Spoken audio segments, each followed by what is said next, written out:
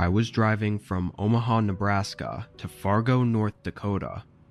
It's actually a regular route for me that I do a couple times a month. Personally, I love it. The whole drive is through flat farmland that's super easy to drive through, and there's barely any traffic to deal with. Doing the route so often, I always took the same stops. The halfway point that I'd always stop to sleep at was a truck stop that sat in between two really small towns in South Dakota. This truck stop was abnormally large, and since there were very few truckers taking this route, it was almost always empty. Maybe 2 or 3 other trucks, and that's it. Anyway, the first day of driving went well, and I'd arrived at this truck stop just after 1 a.m., but something was immediately wrong. The building that was there was completely boarded up, and all the gas pumps looked like they were ripped out of the ground, and all the lights that should have been lighting up the lot were off. It had been shut down and abandoned. I couldn't say I was surprised, but this really threw off my routine, and now I either had to drive for another hour or try sleeping at this dark, abandoned lot. Now, on any other day, I probably would have just said screw it and slept there, but for some reason this night, I didn't even consider it. I immediately pulled back onto the highway and continued driving, only to quickly regret my decision as I struggled to keep my eyes open. I made it a very unimpressive 15 more minutes before pulling onto the gravel on the side of the road and trying to slap myself back awake. While I was there, I looked out the windows.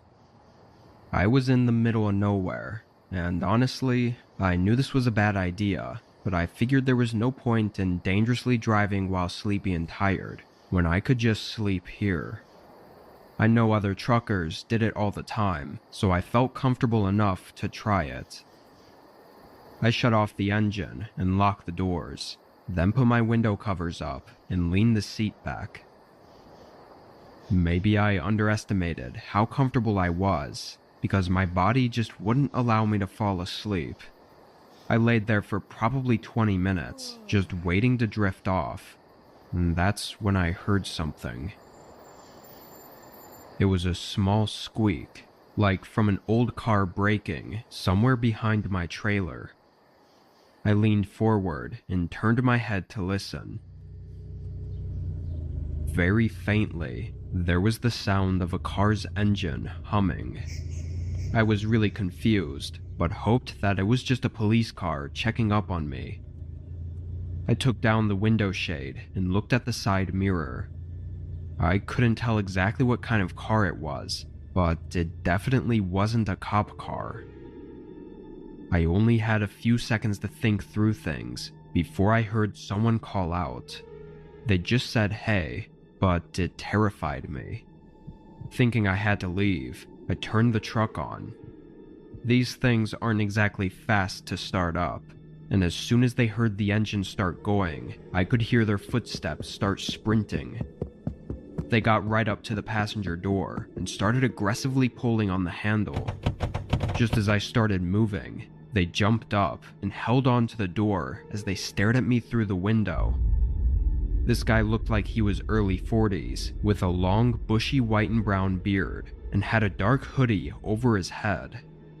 He banged on the window as I continued to pull onto the highway, and right when I started to gain some speed, he shattered the window.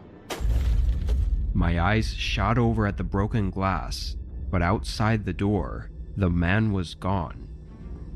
In the mirror, I saw him rolling on the road, either from jumping off or losing his grip.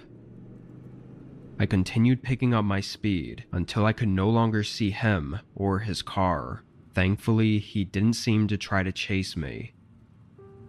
I called the cops, but they were so far away that by the time they got there, it had already been 35 minutes, and the only thing left at the scene were the shards of glass on the road. Had that guy been a few seconds earlier to breaking the window, he probably would have had enough time to reach in and open the door, and I can only imagine what would have happened next. Here's a lesson to everyone to leave as soon as you feel something is wrong, because every second could be the difference between getting away or never getting away.